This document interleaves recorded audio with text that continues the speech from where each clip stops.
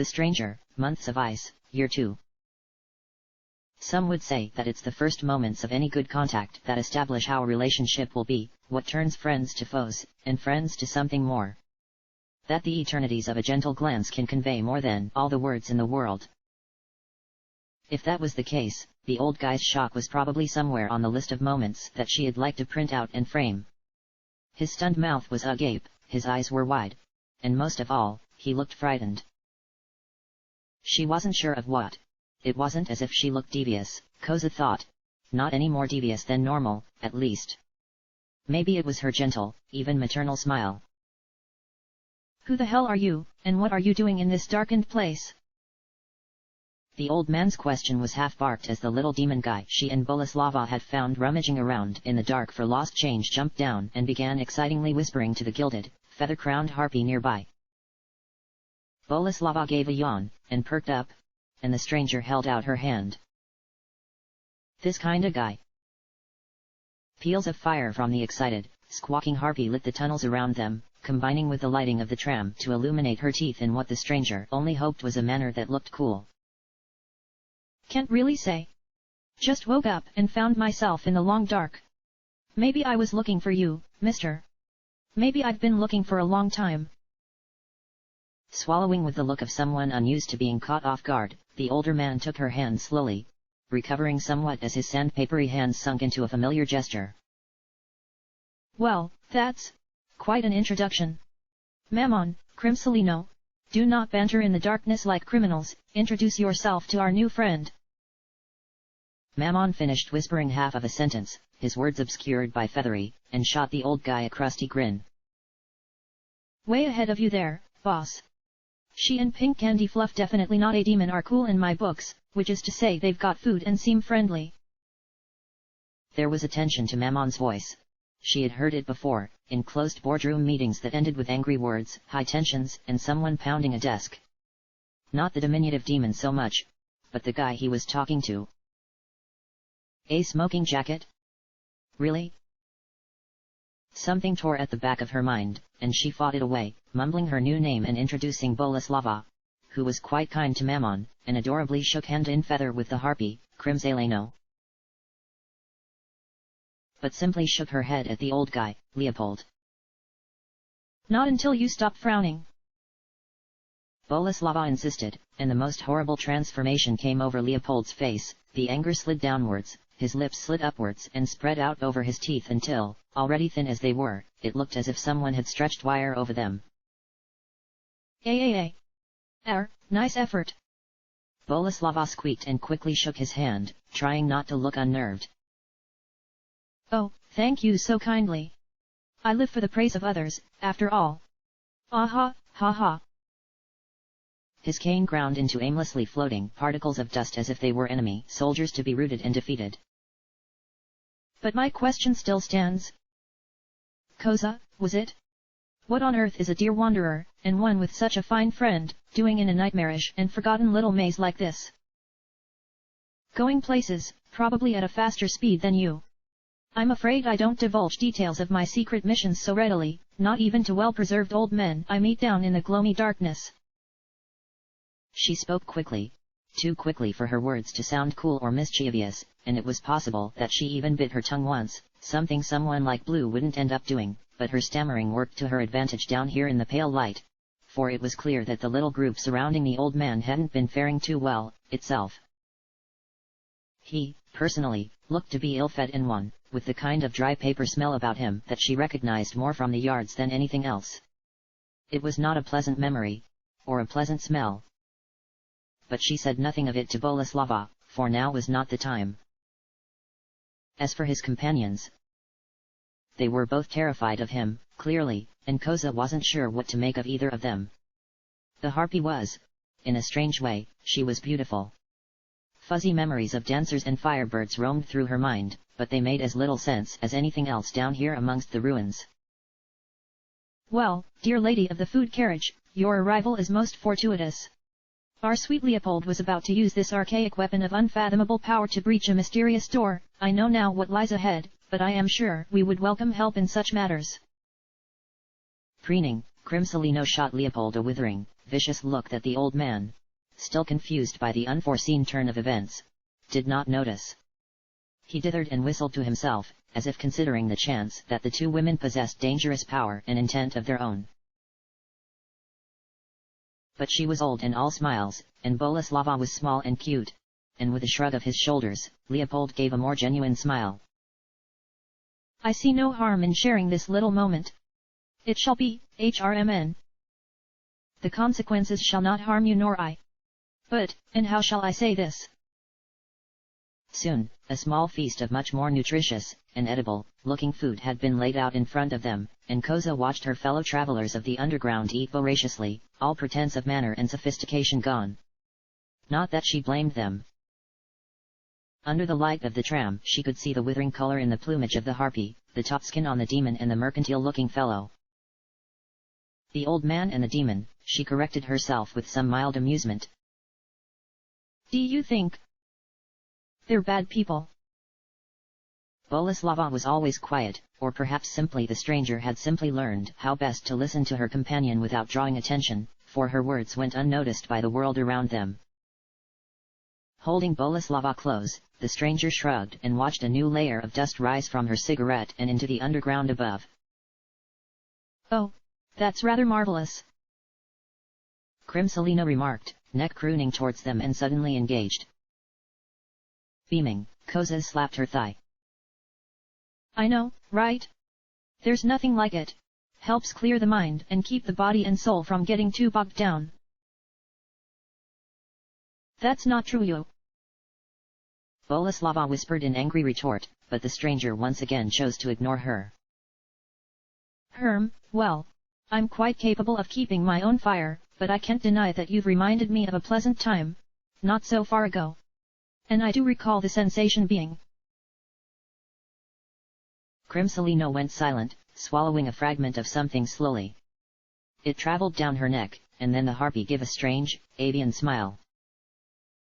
It was as it was, and perhaps serves no purpose to think of further. Might I have? But before she could ask, two voices cried out in near unison. No. Boleslava tumbled from the stranger's arms, her own tiny arms crossed, or as close to crossed as they could be. Mammon, whose gilded eyes shone preternaturally in the dark, had also leapt up, frowning with barely concealed concern. Seriously, Crim? It isn't the F. The demon corrected himself quickly, censoring himself of whatever tasty information he had been about to divulge. A pity, but then again she could pick his brains later.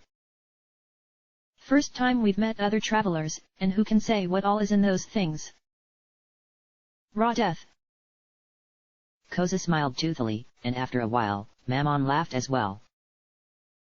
Right, well, raw death. There you have it. And we've got no clue how, raw death interfaces with your regal countenance. Mammon, I truly do not need your care, but of course. With an enigmatic flap of her wings to suggest a shrug, though not an unkindly one, the harpy took a few steps towards Boleslava, her neck lowering to the ground and blinking twice. Your concern, I do not understand, dear Boleslava. Certainly, you look like one such as I might swoop from an unguarded nest. Boleslava shook, but not out of any kind of fear. They're really bad, and she shouldn't be smoking them. You shouldn't, either. Also, I don't think you're a bad person. And then, Boleslava took a single hop step forward and planted a tiny, adorable kiss above the harpy's beak-like nose, or possibly her nose-like beak. With a squawk and a look of surprise, Crimsolino took a few steps back. But then, for a brief second. Yeah, she had definitely smiled. Unable to not smile herself, the stranger gave an animated yawn. So, I think we're pretty much pals, now. What's to say we don't crack your mysterious passageway open? I could use a breath of fresh air. Curled smoke around her lips made the comment sound more self-deprecating than she had intended, but as Leopold, who seemed to have remembered the motions of civility after crumbs had fallen from his lips and onto the cold ground around them, gave a curt nod, replete with steel-lined smile. We all could. I am afraid, however, that I lack quite the biology to wield this drill effectively, and I don't trust either of these two with such delicate machinery. You've already helped use thricefold, would it be too much trouble to ask you to break through to the surface? Koza inhaled deeply, lost in thought. Sure, there was the chance that something terrible up above had waited for their return. I'd be glad to.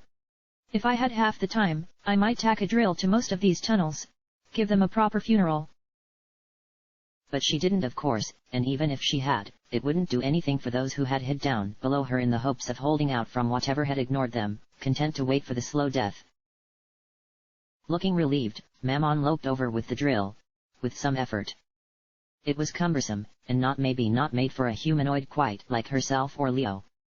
It felt surprisingly warm to her fingers, even without active use. Her fingers found the switch, and gave it a hesitant flick. Soon, everyone was clutching at their ears, or roundabouts, Crimsolino attempting to use her wingspan to dampen the sound around them, though it didn't help much. And the work was long, and complicated, and even with the roar of drill against stone and other, stranger substances, it took her the better part of an hour to breach whatever lay beyond, and an hour past that for the wall to collapse down around them in a shower of mortar and material. But the wall did fall, exposing a series of rungs mostly intact leading towards a grate in the ceiling even more intact, save for the feverish clawing imprints left in those who failed countless attempts to unbar it. Leopold was barely concealing his excitement beside her. The old man looked proud of himself, proud of his companions, proud of her. He reeked of pride, the kind that hung around you like smoke from a fire long since extinguished. Perhaps, Koza mused to herself, it wasn't food that had restored him to whatever state of animation kept him going, but the prospect of success. Glory awaits us, madam. If you wish to see it with your own eyes. Shaking her head, the stranger gave a sly smile. He seemed surprised at first, but acquiescent. She had served whatever purpose he had, and seemed more than content to let them pass in peace. For now, she reminded herself. For now. No, thanks. I'm not really one for glory. Here it's a hell of a way to die. I was wondering if I could take this with me, though. Our stop isn't going to be for a little while, and the last thing I'd want is to end up trapped around here, haha. Leopold bobbed his head once, then twice. Then, as if realizing it might warrant more than a curt response, he flashed her a dour smile. Do as you like. It is none of my concern, in the end. Mammon, go up first, make sure that the path is clear. Some more work will be in order, and we will likely have our journey cut out for us. Already, Leopold had assumed an aristocratic bearing that involved delegation of orders and shouting she'd have found humorous back home. It would, after all, have led to little more than a quick death. But here... The stranger pursed her lips, glad for once that she had faded into the background, for to be seen by anyone in that way, that singular purpose. As she and Boleslava headed back towards the tram, she could hear the dragging of feathers against the ground behind them. Crimsolino had followed them, quietly, but not cautiously, for what need was there for caution when the man she might worry about had no interest in anything but his own goals, so clear and bright ahead of him? Dear Koza, might I ask you a question? The harpy spoke with the measure of a true aristocrat, quiet, but unflinching. This was the question, and she would ask it, it was merely a courtesy to state. You can clearly see the light in our master's eyes. Are you not concerned? Boleslava looked up at her at the harpy's words, shivering. What did concern even mean in this twilight land? No. Maybe for you and your, friend. You two have a sweet dynamic going on. Crimsolino humphed and ruffled her feathers, but did not refute or confirm anything. She did, however, look mildly pleased, for a lady does not mind being reminded of her grandeur in ways subtle as well as obvious. But the world is already vast and frightening. I imagine if I spent too much time thinking about it, I'd be completely paralyzed by the thought, ahahaha. Let's part amicably here, and maybe meet up again sometime. Feathers and Fingers found each other in a cautious gesture, half handshake and half test. But it seemed to satisfy the harpy, who vanished back into the tunnels in a blur of gold and crimson. The tram seats were warm as she had left them, still comfortable enough for a quick nap, though she felt no desire to rest, now. So the stranger began, and Boleslava interrupted, voice neither loud nor squeaky. It's true. She isn't bad at all. Maybe she was once, but I think she's terrified. I think something really bad is about to happen. Maybe it already has. Then Boleslava fidgeted, and smiled in miniature. It was heartrendingly adorable, and not for the first time did the stranger wish Boleslava was as skilled at capturing moments as she was at bombing emotions. But I don't think that means that she wants to be our enemy. What about that guy? The demon guy? Mammon is okay, too. Neither said anything about Leopold. There wasn't much to say. But it had only been a few hours more when the tram came to its final resting place with a mad, stuttering lurch, and she knew in her feet that what they sought out was above them. The stranger's fists tightened, and her smile grew long at the teeth. Binky was above them. Had to be. She'd rescue him, and then she and Boleslava could wander the land, riding ones. It would all be as it had to be, as it should be.